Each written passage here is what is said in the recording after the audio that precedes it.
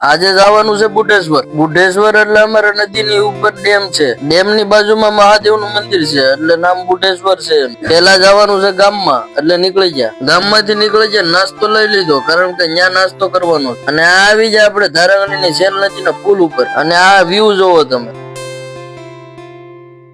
અને ડાયરેક્ટ નીકળી જાય આપણે બુઢેશ્વર બાજુ. બુઢેશ્વર જવાનો રસ્તો કાચો છે એટલે થોડીક ગાડી હાંકવાની મજા આવશે. ગાડીમાં આજે ઓફ રોડિંગ કરવાની છે. બુઢેશ્વર હાથમાં આઈટમનો મેળો ભરાય છે એટલે અમે નાના નાના હતા એટલે બહુ જતા પેલા મેળામાં. બુઢેશ્વર આપણે પૂગી ગયા પણ આગળ નદી હાલી જતી, પછી નાખી દીધી નદીમાં. પાણીમાં ગાડી હાંકવાની બહુ મજા આવે. આ બુઢેશ્વર મહાદેવનું મંદિર છે અને આ મેદાનમાં હાથમાં આઈટમનો મેળો ભરાય છે. આપણે જવાનું છે પેલા ડેમ પાસે એટલે ડેમે જવા દીધી ગાડી. ડેમે પૂગી જાય, ચડાવવાનો તો આ ઢાળ એટલે હું આવી ગયો જોશમાં અને ચડાવી દીધો. થોડોક વધારે જોશમાં આવ્યો તો ગાડી વહી જાય ડેમમાં. અને આ અમારો ડેમ છે અને તમે આ નજારો જોવો.